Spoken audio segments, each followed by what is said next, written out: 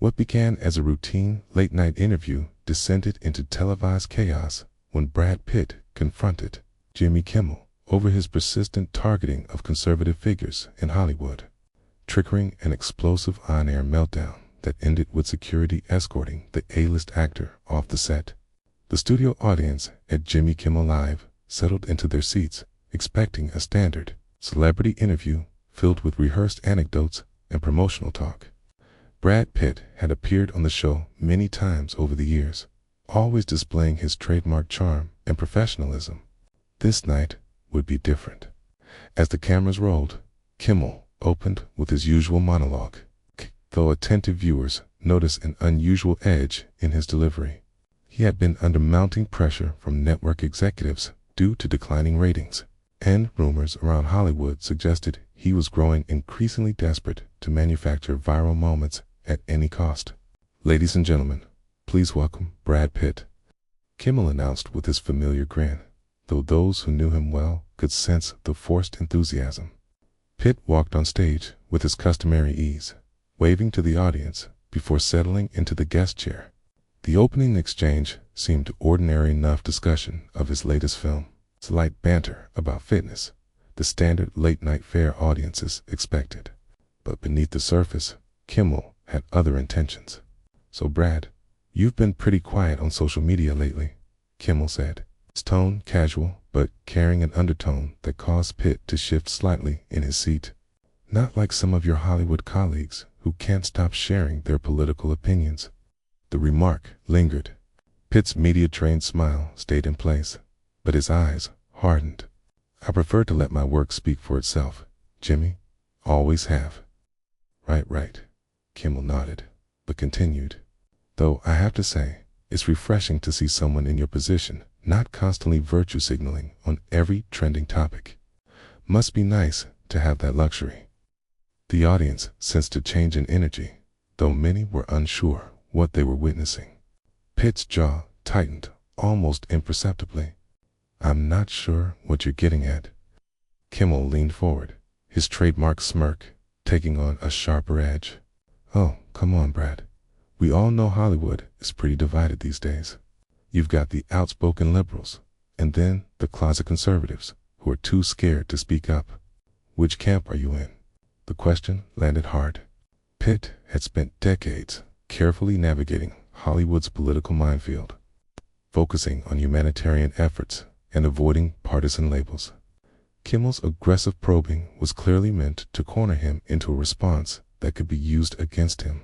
"I think people are entitled to their opinions without being bullied into declaring allegiance to any camp," Pitt replied, his voice steady but edged with a firmness longtime viewers would recognize as unusual. "Bullied?" Kimmel laughed, the sound sharp and awkward in the studio. "Nobody's bullying anyone. I'm just curious why someone with your platform stays silent on issues that matter. Some call that privilege. Others might call it cowardice." The audience fell silent. This was no longer playful banter. Pitt's publicist, watching from the wings, looked ready to rush the stage and end the interview. "Cowardice," Pitt repeated quietly. "That's an interesting word choice, Jimmy, coming from someone who makes a living mocking people from behind a desk." Kimmel's eyes flashed. He had provoked many guests before, but few had pushed back with such direct precision. "At least I take a stand. At least I'm not sitting on the fence while democracy crumbles around us." Democracy crumbles. Pitt let out a bitter laugh. "Or your ratings are crumbling, so you're trying to manufacture controversy by attacking your guests." The tension in the studio became palpable. Audience members glanced around nervously, unsure whether this was scripted or real. Behind the cameras, the production crew frantically signaled to one another, debating whether to cut to commercial. Kimmel's television-friendly mask slipped further. "You know what, Brad? Maybe this is the problem people like you, with all your success and privilege, thinking you're above taking a moral stance. While the rest of us fight for what's right, you're busy protecting your brand, fighting for what's right." Pitt's voice rose slightly, the first visible crack in his composure. You mean attacking anyone who doesn't align with your politics? Destroying careers and friendships because someone dares to think differently. The accusation struck a nerve. Kimmel had been involved in multiple high-profile feuds with conservative-leaning celebrities, often using his platform to mock and marginalize them. His treatment of certain guests had grown increasingly controversial, though his loyal fan base usually rushed to his defense. "I expose hypocrisy," Kimmel shot back, his voice rising. "And right now, I'm looking at a perfect example of Hollywood hypocrisy sitting right in front of me." Pitt stood abruptly, his chair scraping loudly across the floor. The audience gasped. "You want to talk about hypocrisy, Jimmy? Let's talk about a host who claims to champion tolerance, while systematically targeting and humiliating anyone who doesn't share his worldview." The studio erupted into uneasy murmurs. This was uncharted territory for late-night television. Kimmel stood as well, his face flushed with anger and embarrassment at being called out so publicly. "Nobody forced you to come on this show, Brad. If you can't handle a few tough questions, Pitt interrupted, his composure finally breaking. "You call ambushing your guests with political gotcha moments tough journalism? You're not Johnny Carson. Jimmy, you're not even a real journalist. You're just another network puppet desperate for relevance." The words hung in the air like an explosion. Kimmel's face cycled through shades of red as he absorbed the public dismantling of his career and credibility. For a moment, the studio was completely silent, except for the low hum of cameras still rolling. Kimmel's mouth opened and closed, his usual quick wit nowhere to be found. The audience sat frozen, unsure whether to applaud, gasp, or flee. "You want to go there?" Kimmel finally said, his voice shaking with rage. "You want to talk about puppets? At least I'm not owned by the same studio system that's been covering up your friend's scandals for decades." It was a low blow, referencing long-running Hollywood controversies that have brushed Pitt's circle over the years. The actor's eyes narrowed dangerously. "Careful, Jimmy," Pitt warned quietly. "You're stepping into territory you don't want to explore." Kimmel was past rational thought, his public humiliation pushing him to escalate further. "Oh, I'm sorry. Did I hit too close to home? It must be nice having enough money and connections to make problems disappear." Okay. The production crew was in full panic. The show's producer frantically signaled Kimmel to stop, but the host was too far gone to notice. His wounded ego demanded retaliation, regardless of the consequences. "You know what your problem is?" Pitt said, stepping closer to Kimmel's desk, his presence suddenly dominating the space. "You've spent so long hiding behind that desk, throwing stones at people who can't fight back, that you forgot what happens when someone finally stands up to you. Can't fight back." Kimmel laughed hysterically. "Are you kidding me? You people run Hollywood. You decide who works and who doesn't. You people." Pitt's voice rose. "What exactly do you mean by that, Jimmy?" The implication hung heavily in the air. Kimmel realized he had stepped into even more dangerous territory, but his mouth kept moving anyway. "I mean the elite, the untouchable celebrities who think they're above criticism." The desperation in his voice was unmistakable. "No," Pitt pressed. "You meant something else entirely, and everyone watching knows it." The audience murmured uneasily. Some had already pulled out their phones, recording what was clearly becoming a career-defining moment for both men. Kimmel's face was fully flushed now, sweat forming on his forehead under the studio lights. "Don't you dare twist my words. You come on my show, attack me, and now you want to play the victim." "Attack you?" Pitt said, genuine disbelief in his voice. "Jimmy, you started this. You ambushed me with political questions designed to trap me, then call me a coward when I wouldn't play your game. 'Cause that's what you are," Kimmel shouted, completely losing control. "You're all cowards, hiding behind your mansions and publicists, while real people deal with real problems." The irony of a millionaire late-night host calling anyone else out of touch was not lost on the audience. Several people were now openly laughing not with Kimmel, but at him. Pitt shook his head in amazement. Jimmy, when was the last time you had a conversation with a real person? When was the last time you stepped outside your bubble and actually listened to someone who disagrees with you instead of mocking them? I listen to people every day, Kimmel protested weakly. No, you perform for people every day. There's a difference. Pitt's voice carried the weight of years in the industry. You become everything that's wrong with this business. You've forgotten that the people watching us are human beings, not props for your political theater. The band, who had been sitting awkwardly through the confrontation, were now openly staring. The audience was completely silent, hanging on every word of what was clearly an unprecedented meltdown on live television. Kimmel seemed to realize he was losing badly, and in desperation, he made one final, catastrophic mistake. You know what, Brad? Maybe you should stick to making movies about ancient warriors, because you clearly don't understand the modern world. It was meant to belittle Pitt's intelligence, but it backfired spectacularly. The modern world. Pitt laughed coldly. You mean the world where talk show hosts think they're journalists?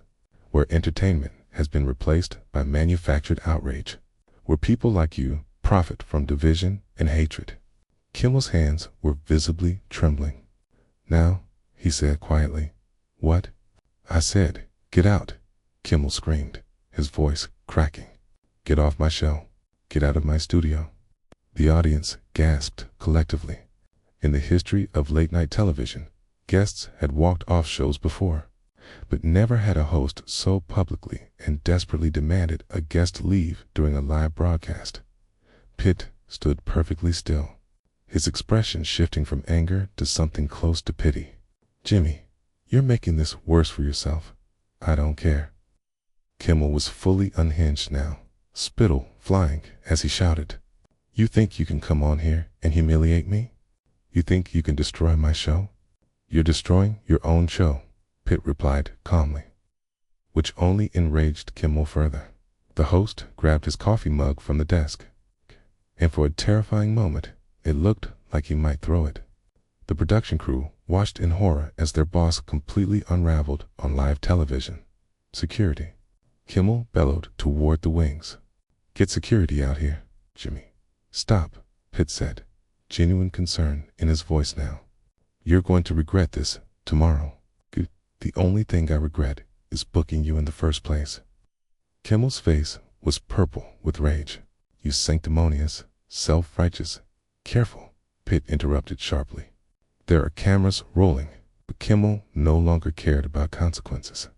Years of pressure, declining ratings, and network executives breathing down his neck had finally broken him. The polite facade he had maintained for years crumbled completely. I don't care about the cameras. I don't care about any of this. He gestured wildly at the studio. You people have made my life hell. You've turned my show into a political battleground. We didn't do that, Jimmy, Pitt said quietly. You did? You chose to make your show about politics instead of entertainment. The truth of those words seemed to hit Kimmel like a physical blow. His shoulders sagged briefly before he straightened again, fury replacing despair. Don't you dare lecture me about my own show. I've been doing this for 20 years. Kit gestured to the chaos around them. Look at what you've become. Two security guards finally appeared at the edge of the stage, uncertain about their role in this unprecedented situation. They had never been called to remove a guest before, especially not one of Brad Pitt's stature. Remove him, Kimmel shouted, pointing at Pitt with a shaking finger. I want him out of here now. The guards looked at each other. One of them, a 20-year veteran of television security, stepped forward respectfully. Sir, maybe it would be best if don't you dare treat him with respect, Kimmel shrieked. He came here to destroy me. He planned this whole thing. Kit looked at the security guard with something close to sympathy. I'm going to leave now, but not because he's throwing a tantrum. I'm leaving because this is no longer professional television. He started toward the exit, his dignity intact despite the chaos surrounding him. But Kimmel wasn't finished. That's right. "Run away like you always do," Kimmel screamed after him. "Hide behind your publicists and your lawyers." Pitt stopped and turned slowly. The expression on his face made several people in the audience gasp. "You want to know why your ratings are falling, Jimmy?" His voice cut through the silent studio like a blade. "It's because people are tired of watching you tear others down. They're tired of the anger and hatred you spread every night." "My ratings are fine," Kimmel lied desperately. "Your ratings are in free fall. And you know it," Pitt continued relentlessly. "The network knows it. Everyone in this building knows it. The only person who doesn't seem to know it is you." Kimmel's face went pale. Industry ratings were closely guarded secrets, but Pitt's words rang with a truth that shattered any remaining pretense. "You're finished," Kimmel whispered, though there was no conviction behind it.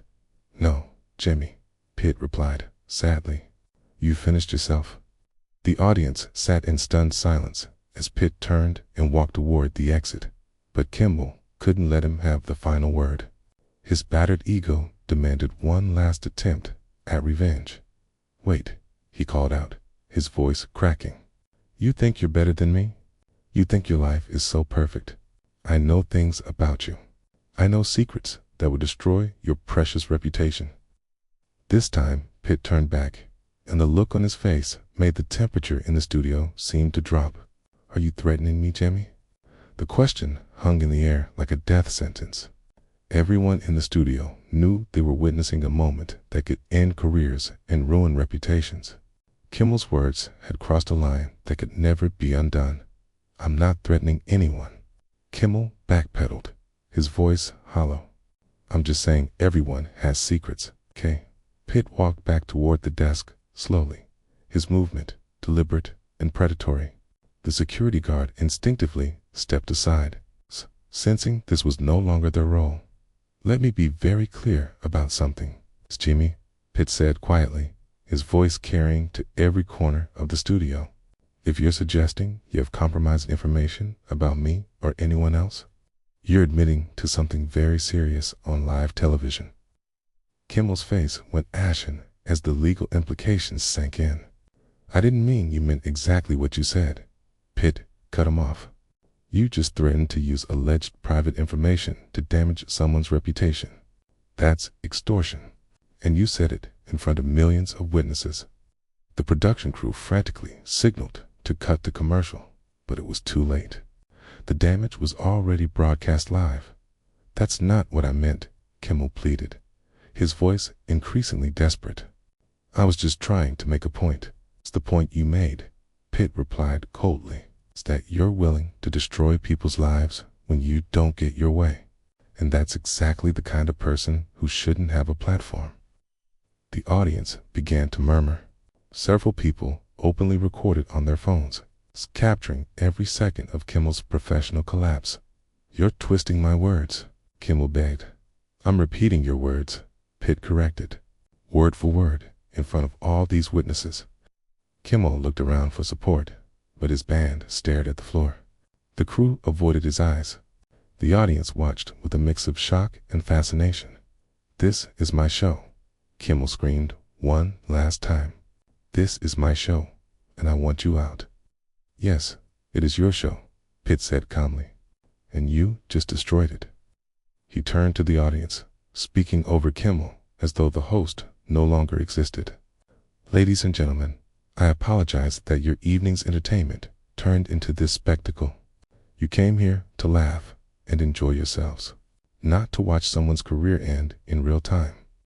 The grace of apologizing to the audience for Kimmel's behavior was the final humiliation. Several audience members began to applaud slowly at first, then building into a sustained ovation that filled the studio.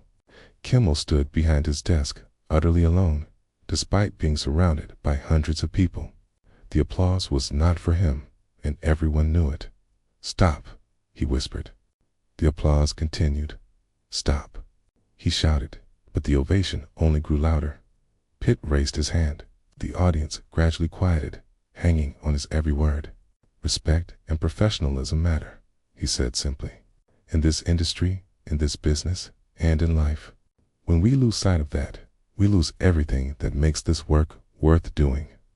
He walked toward the exit one final time, and this time Kimmel didn't try to stop him. The host stood frozen behind his desk, watching his career fade with each of Pitt's steps. At the edge of the stage, Pitt turned back once more. "Jimmy, I genuinely hope you get the help you need. This isn't who you used to be, and it doesn't have to be who you remain." There was no malice in his words, only sadness for what Kimmel had become. Then Brad Pitt walked off the stage and out of the studio, leaving behind a silence so complete it seemed to swallow sound itself. For several long moments, no one moved. The cameras kept rolling, capturing Kimmel standing alone at his desk, his face cycling through emotions too complex to name. Finally, the show's producer found his voice. "We're going to commercial," he announced weakly. But it was too late for commercials. Too late for damage control. Too late for anything except the consequences that would follow. Within hours, clips of the confrontation were trending across every social media platform. The hashtag Kimmel Meltdown dominated Twitter. News outlets picked up the story immediately, with headlines ranging from Brad Pitt exposes Jimmy Kimmel to late-night host's career-ending breakdown. The network received thousands of calls before midnight. Advertisers began pulling sponsorships within hours. Members of the show's staff started updating their resumes before sunrise. Jimmy Kimmel's final show aired 3 weeks later, subdued broadcasts that made no mention of the Pitt incident. His replacement was announced the following Monday. The confrontation had underscored the importance of respect and professionalism in the entertainment industry.